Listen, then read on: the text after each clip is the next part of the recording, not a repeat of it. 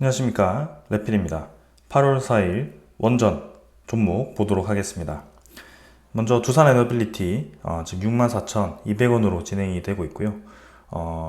한번 급락을 하고 나서 오늘 장 반등으로 인해서 좀 회복을 했습니다.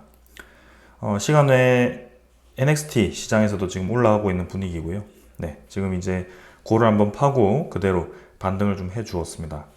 거래량은 금요일보단 좀 부족하지만, 네, 그래도 내려간 만큼 좀 비슷하게 올라가 주었고요. 생각만큼 이제 깊이 하락하지는 않았습니다. 투자자 수급 같은 경우는 지금 이제 외국인 투자자가 금요일에 매도했던 것을 절반 이상 매수를 해 주었고요. 그 다음에 기관 투자자도 네, 뭐 절반까지는 아니지만 꽤나 매수를 해 주었습니다. 그래서 최악의 상황까지는 가지 않고 진행이 되었다라고 보시면 될 것 같고요. 일단 해프닝으로 한번 하락했다가 지금 이제 반등을 했는데 그 해프닝이 아직 끝나진 않았습니다. 그래서 그 부분을 우리가 좀 주시를 해야 될 것 같고요. 그 다음에 미국 시장에 대해서도 우리가 좀 주시를 해 봐야 될 것 같다. 이렇게 좀 말씀을 드립니다. 자, 그리고 이제 한전 KPS 1250원 정도 상승했고 55,500원입니다. 마찬가지 네, 고를 한번 깊게 파고 나서 한전 KPS는 예상치만큼 많이 올라가진 못했습니다. 그래서 하락폭의 절반 정도밖에 회복을 하지 못했는데요.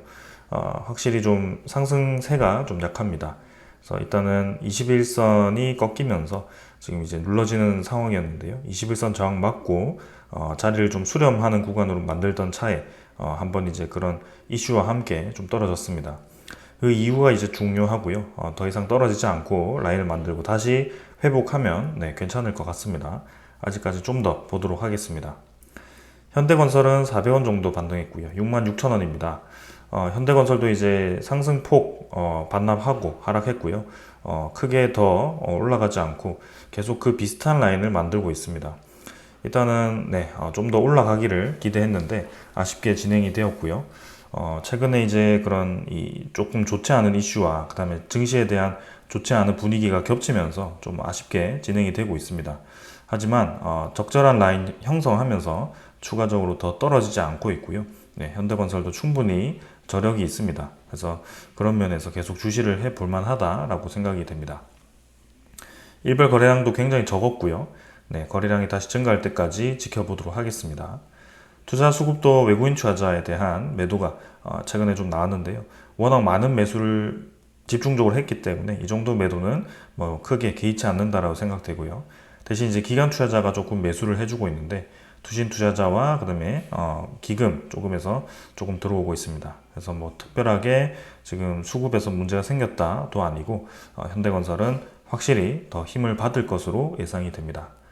그 다음에 한국전력이고요. 37,300원입니다. 3% 정도 반등했고요. 한국전력도 한번 급락을 했다가 지금 이제 지지라인 형성하면서 다시 박스권 안으로 진입을 하고 있습니다. 한전 KPS와 유사하게 지금 이제 절반 정도밖에 회복을 하지 못했고요.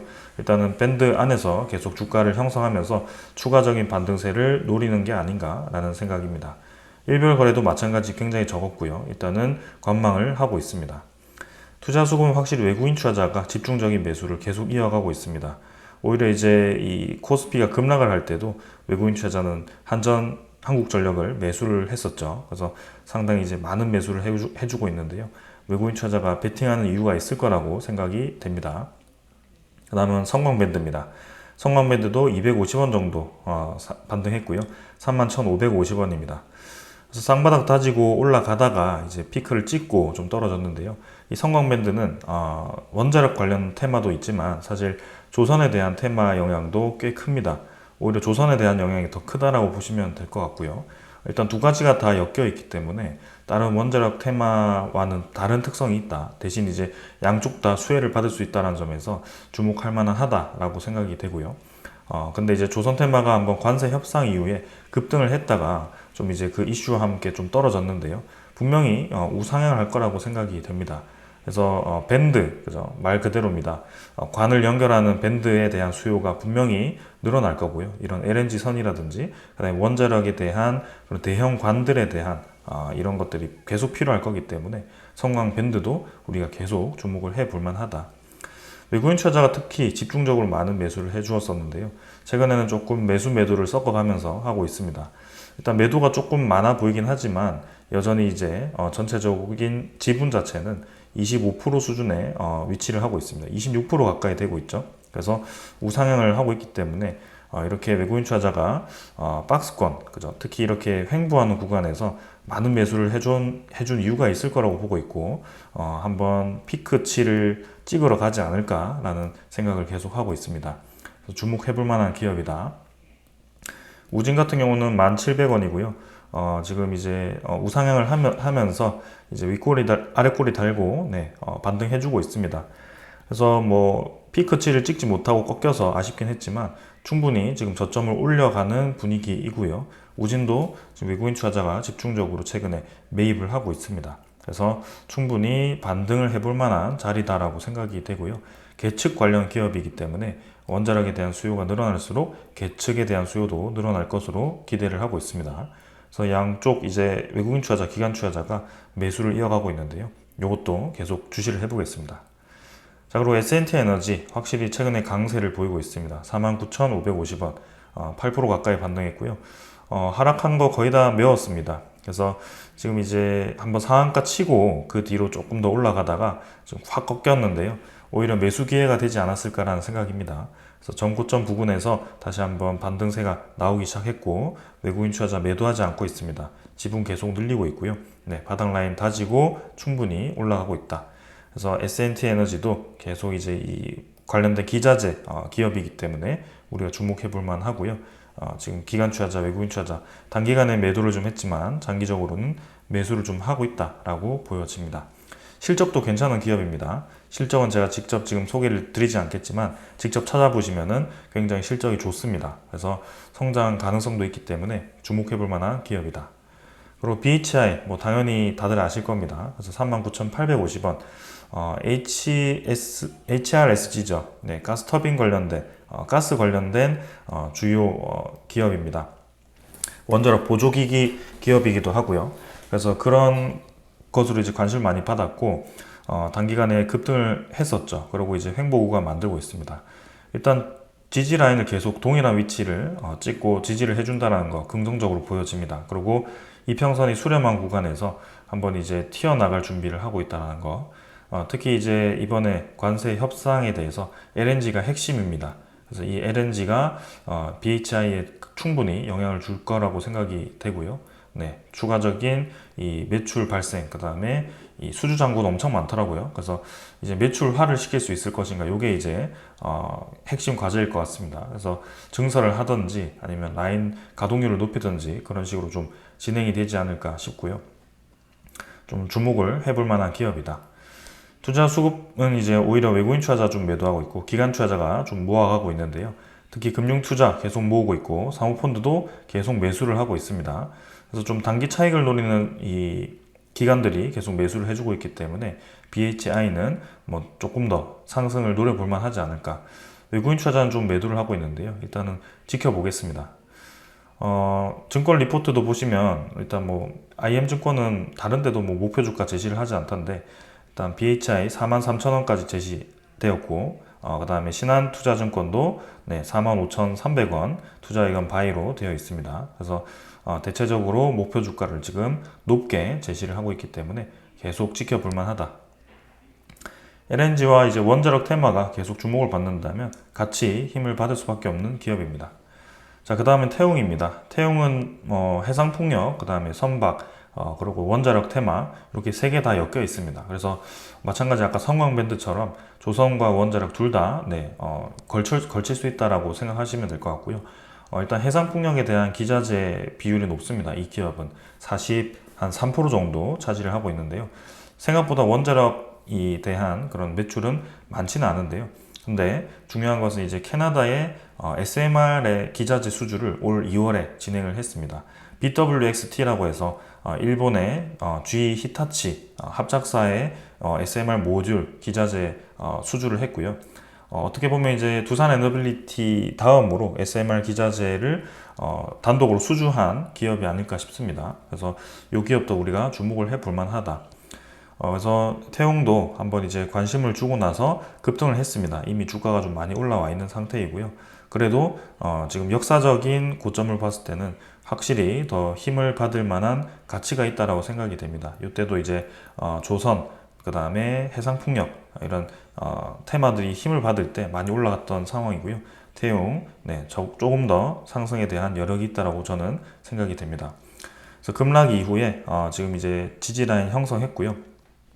추가적인 이제 상승으로 이 43,800원을 돌파하면서 튀어나갈지 한번 지켜보도록 하겠습니다. 그래서 투자 수급은 지금 외국인 투자자가 금요일에 매도했던 거 그대로 매수를 했고요. 그다음 기관 투자자는 네, 오히려 더 매수를 하고 있습니다. 특히 기관 투자자가 이 종목에 대해서 많은 매수를 이어가고 있는 것을 우리가 볼 수 있고요.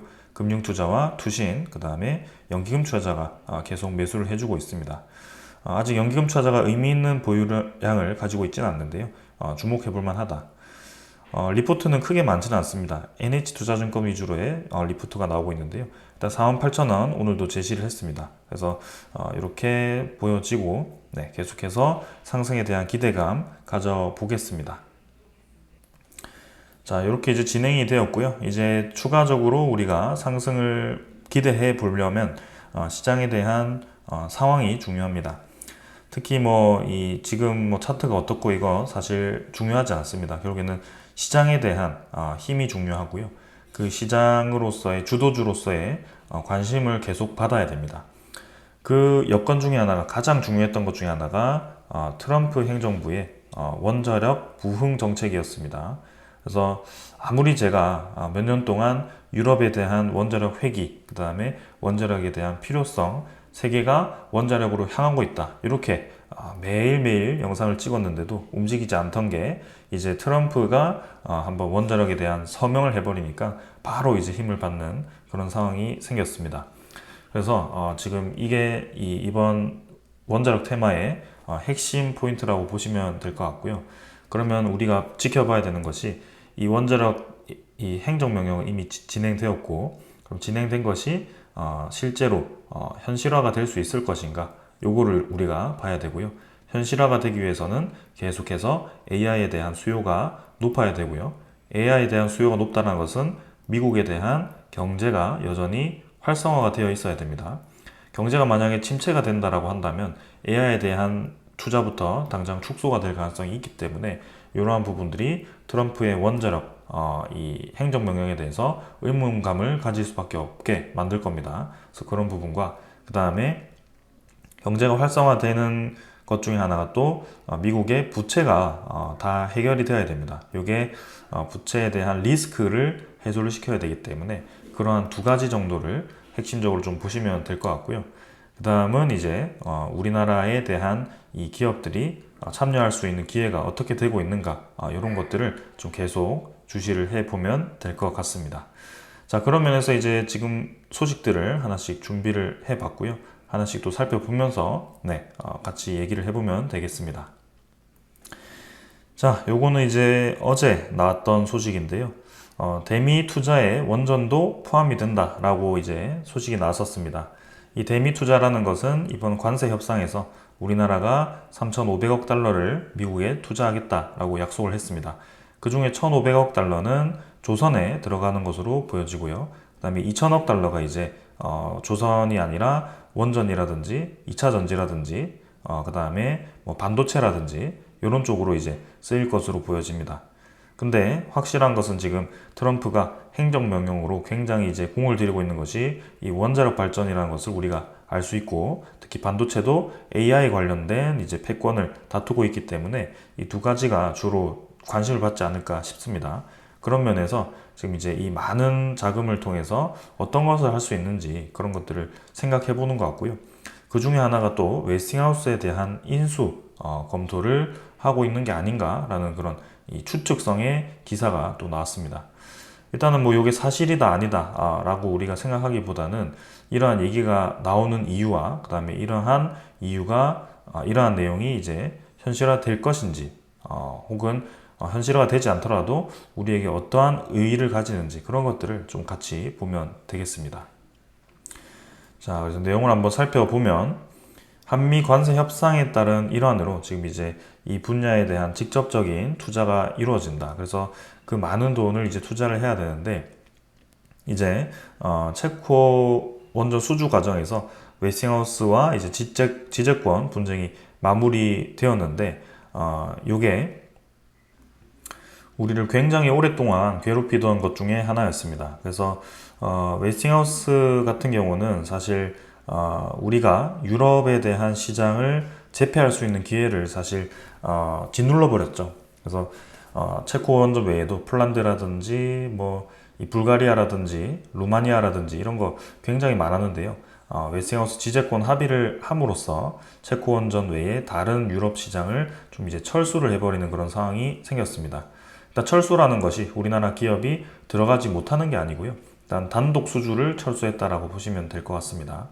그래서 최근에는 이제 웨스팅하우스 플러스 뭐 현대건설이라든지 이런 쪽에서 그 다음에 기자재 업체는 아직 정해지진 않았지만 우리나라가 들어갈 것 같고요.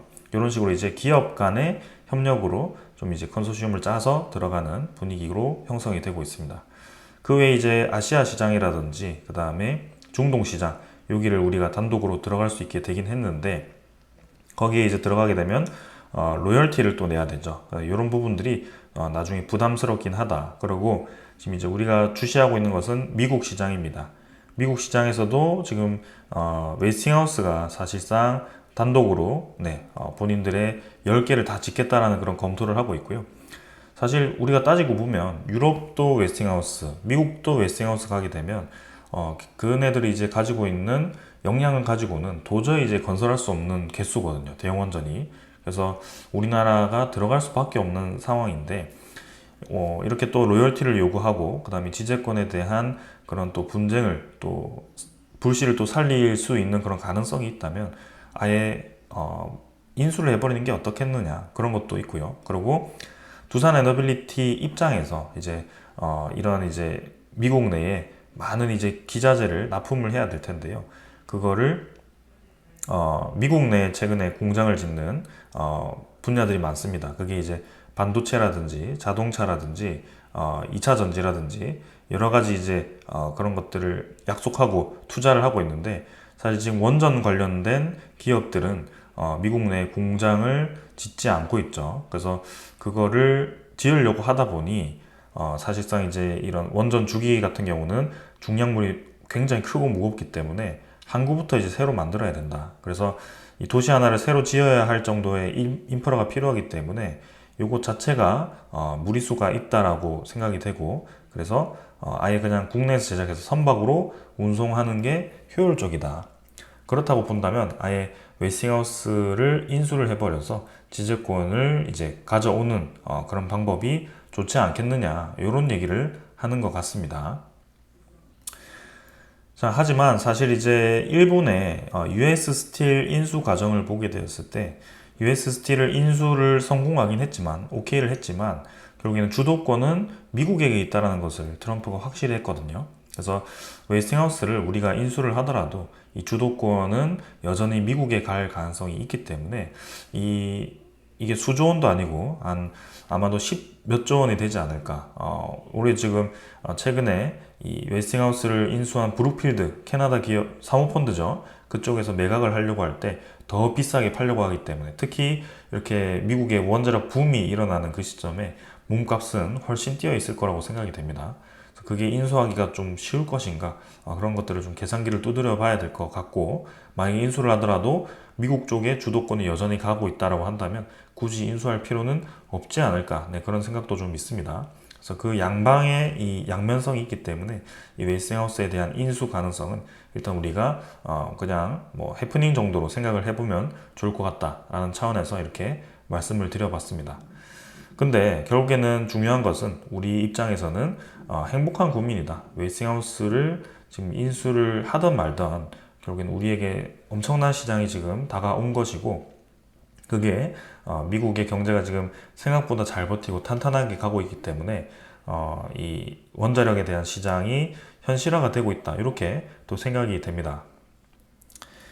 특히 또 오늘 나온 소식에 의하면 미국 빅테크가 이제 AI 수요 증가에 원전 전력 조달 확대를 지금 추진하고 있다라는 소식이 또 들려왔고요. 최근에 이 빅테크 관련 실적이 좋게 나왔죠. 그래서 여전히 AI에 대한 수요가 높다라는 것을 알려줬고요. 엊그제는 이제 미국의 이 고용 지표가 좋지 않게 나왔습니다. 그래서 고용이 낮게 나와서 경기가 조금 침체 신호가 보이는 게 아닌가 그런 우려감이 있긴 했는데, 지금 여러 가지 지표들을 보면은 고용만 가지고 둔화되었다라고 판단하기 좀 어렵거든요. 그래서 아직까지는 미국 경기가 GDP도 그렇고 지금 2%대 성장률을 또 기대를 하고 있기 때문에 여전히 성장을 하고 있다라고 보시면 될 것 같습니다. 그리고 이번 관세 같은 협상을 통해서 EU라든지 한국, 일본을 통해서 자금을 조달하는 그런 전략까지 세웠기 때문에 우리 입장에서는 굉장히 뼈아픈 그런 이제 삥 뜯기듯이 좀 그렇게 투자를 하는데, 일단은 위민하는 그런 상황으로 갔다라고 생각을 하고요. 그리고 그런 식으로 이제 미국이 계속 경제 활성화를 이어간다면 이런 빅테크, 미국의 빅테크 기업들이 계속해서 활성화를 띌 것으로 기대가 됩니다. 그래서 그렇다는 것은 AI에 대한 사업이 계속 활성화가 될 거고, 이 원자력, 특히 에너지 관련된 수요가 계속 높을 것으로 기대가 됩니다. 이 소식은 이제 니케이에서 나왔고요. 니케이가 메타와 구글, 아마존, 마이크로소프트 등 4개사의 전력 조달 계획을 분석한 결과 이들 기업이 2040년까지 내건 목표가 1,400만 킬로와트로 현재 일본에서 가동 중인 원자력 발전 1,300만 킬로와트를 웃도는 수준이다 라고 얘기를 하고 있습니다. 그래서 이렇게 많은 이 데이터 센터라든지 그런 AI 학습을 위해 필요한 에너지가 지금 한 국가의 원자력 에너지보다 더 많다라는 것을 보여주는 거고요. 메타 같은 경우는 컨스텔레이션 에너지가 운영하는 원자력 발전소 전력을 20년에 걸쳐서 구입하는 계약을 맺었고, 그 다음에 아마존 같은 경우도 지금 2039년까지 500만 킬로와트의 소형 모듈 원전 건설 목표를 세웠고, 구글도 50만 킬로와트 규모의 SMR 건설을 계획 중이다라고 되어 있습니다. 그래서 계속해서 이러한 추세가 이어질 것으로 보여지고요. 국제에너지기구에서도 2030년 미국 내 데이터 센터 전력 소비량이 현재의 2.3배에 달할 것으로 보고 있기 때문에 이러한 성장세가 확실하게 이 상황을 많이 바꿀 것으로 또 보여집니다. 그리고 특히 대형 원전 같은 경우는 또 이제 이 기간도 길긴 하죠. 건설 기간이 한 10년 정도 이상 됩니다. 그래서 이런 부분들이 굉장히 부담스러웠는데요. 근데 최근에 이제 우리도 보듯이 폭염이 계속 이어지고 있습니다. 우리가 기후 영향을 받지 않기 위해서 신재생에너지보다 조금 더 안정적인 이 원자력 발전을 추구하기도 하고, 그 다음에 좁은 면적에서 많은 전력을 생산하는 그런 특성이 있기 때문에 이 한국 같은 대한민국 같은 조금 좁은 나라에서는 그런 넓은 평지가 없기 때문에 이 원자력 발전이 좀 더 유리할 수 있다라는 거, 그런 것들이 좀 이제 원자력에 대한 수요를 높이기도 했습니다. 근데 최근에 이제 프랑스 같은 경우는 이 폭염으로 인해서, 유럽 같은 경우는 강물과 호수를 주로 이제 냉각수로 활용을 하는데 그 강물 수위가 떨어지면 굉장히 위험하죠. 최근에 이 기후 변화로 인해서 이런 이 가뭄이라든지 그런 것들로 인해서 강 수위가 내려간다든지 그런 어려움이 있는데, 그래서 냉각 타워라는 것을 통해서 물을 엄청나게 가두어 놓고 요거를 이제 냉각을 합니다. 근데 최근에 이제 너무 날씨가 더워지니까 이게 물 온도도 어느 정도 낮게 유지가 돼야 되는데, 물 온도가 25도 이상 올라가면 원자력 발전을 가동하기가 어렵다고 하는데요. 최근에 그런 현상이 나타나서 프랑스에서 대형 원전 가동을 멈추는 현상이 발생하고 있습니다. 그래서 지금 대형 원전도 최근에 이제 기후 영향을 받기 시작했다라는 것을 우리가 알 수 있고, 그것을 해결하기 위해서는 지금 SMR 같은 그런 이제 자연 냉각이 가능한 그런 것들이 필요할 수 있다. SMR의 가장 큰 장점은 냉각이 효율적으로 가능하다라는 것이고, 그 다음에 소형화가 가능해서 안정적이다라는 거죠. 안정적이고, 그 다음에 세 번째는 에너지를 이제 분산할 수 있다라고 보시면 될 것 같습니다. 대형 원전 같은 경우는 1.4기가와트면 1.4기가와트를 그대로 그냥 깔아버릴 수밖에 없는데요. 그걸 이제 200메가와트씩 쪼갤 수가 없는 상황이죠. 근데 소형 모듈 원전은 그게 가능하고요. 그리고 대형 원전 같은 경우는 워낙 큰 이제 대형이기 때문에 온도 자체가 소형과 비교할 수가 없습니다. 그래서 냉각 자체가 엄청나게 많은 냉각 수가 필요한 상황인데, 그게 SMR 같은 경우 효율적이다. 그리고 크기 때문에 컨트롤이 어렵다가 이제 소형 같은 경우는 컨트롤이 가능하기 때문에 안정적이다. 그리고 냉각 수가 끊기더라도 자연 냉각이 가능하다. 이렇게 보시면 될 것 같습니다. 자, 대신에 이제 소형 원전 같은 경우는 작기 때문에 열 효율이 떨어집니다. 어떻게 보면 단가 기준으로는 대형 원전 대비해서 소형 모듈 원전이 불리할 수밖에 없는 에너지 효율인데요. 근데 요거를 이기고도 이 지역별로 바로 옆에다가 두고 사용할 수 있다는 점, 송전로가 짧아지겠죠. 그리고 그런 에너지 분산에 대한 효율 같은 그런 경제성을 따진다면 여러모로 괜찮다라는 것. 그리고 대형 원전 같은 경우는 해체하는데 많은 비용이 든다라고 한다면 소형 모듈 원전은 또 다른 얘기가 되겠죠. 그래서 그런 면에서 지금 소형 모듈 원전이 관심을 받기 시작합니다. 자, 우리가 또 하나 주목해야 되는 것은 선박입니다. 최근에 조선 잘 나가는데요. 그 조선에 이제 초소형 원자로를 깔 수 있는 그런 날이 오고 있습니다. 특히 HD 한국조선해양을 통해서 지금 그러한 상황들이 만들어지고 있는 것 같은데요. 선박 추진 동력으로 MMR을 사용하겠다라고 얘기를 합니다. 조선 원전 융합 시장이 열린다라고 하는데요. 일단 뭐 구체적으로 언제 열린다라고 되진 않지만 일단 컨셉이 나온 것 같고 개념 설계가 나왔죠. 그래서 이거를 이제 장착해서 자연 냉각이 가능하다면 이제는 쓸 수 있을 것 같다. 특히 미국 항공모함 같은 경우도 원자력 추진으로 움직이기 때문에 핵 잠수함도 마찬가지죠. 그래서 특별하게 어려울 것 같지 않다라는 생각입니다.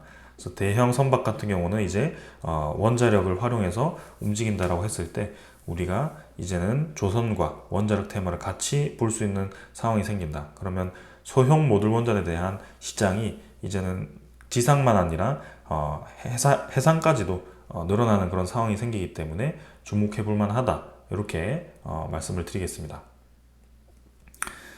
자, 그리고 우리가 이제 미국 시장 잠재성 크고 그 다음에 체코 원전 수주했고 괜찮습니다. 근데 좀 아쉬웠던 것은 이제 추가적인 한국만의 그런 수주할 수 있는 단독 수주를 할 수 있는 기회가 있느냐 요거였습니다. 폴란드도 이제 좀 흐지부지해졌고 그 다음에 UAE라든지 사우디 중동 쪽에서도 이 대형 원전에 대한 발주가 좀 흐지부지한 상황입니다. 근데 다행히도 아시아 쪽에 특히 베트남에서 최근에 우리나라와의 그런 수주 협력을 준비를 하고 있는 것 같고요. 1호기는 이제 러시아로 가긴 했지만 지금 2호기인지 아니면 3호기인지 이제 베트남 쪽에서 우리나라에 대한 원전에 대한 이 요청을 좀 하는 것 같습니다. 그래서 다음 주에 또 우리나라의 총서기가 방문을 하는 만큼 그 관련된 협의를 할 것으로 보여지고요. 베트남에서 우리나라가 수주할 수 있는 그런 원전에 대한 구체적인 닌투원 원전인가요? 그게 언급이 되었었기 때문에 그 2기 정도는 우리가 도전해 볼 만하다라고 생각이 됩니다. 그래서 성공을 한다면 좋을 것 같고요. 네, 더더욱더 큰 시장이 열릴 것으로 기대가 됩니다. 자, 그리고 우리가 또 추가적으로 주목을 해야 되는 것은 이제는 원전 핵심 부품 179개를 국산화 추진하고 있다라고 합니다. 그래서 에너지 주권을 강화하기 위해서 원자력에 대한 내부 부품들을 이제 외산을 쓰던 것을 핵심 부품을 179개를 국산화 추진하겠다라고 얘기를 하는 것이고요. 우리가 몰랐지만 원전 가동의 필수적인 핵심 부품은 여전히 외산 부품이 13,500개로 18,000개 중에 지금 75%를 차지할 만큼 상당히 이제 외산 비중이 높다라고 보고 있습니다. 그래서 이거를 국산화하겠다라고 얘기를 하는 것이고 이런 것들을 국산화한다라는 것은 이제 우리나라의 중소, 중견 기업들을 주목해 볼 만하다라고 또 생각이 됩니다. 그래서 관련된 기자재 업체들을 우리가 발굴해서 투자를 하는 것도 좋을 것 같고요. 그런 것들 계속해서 서칭해서 지켜볼 만합니다. 자, 그래서 이러한 상황들이 이제 계속 이어지고 있고 지금 시장 판은 잘 깔리고 있는 것 같습니다.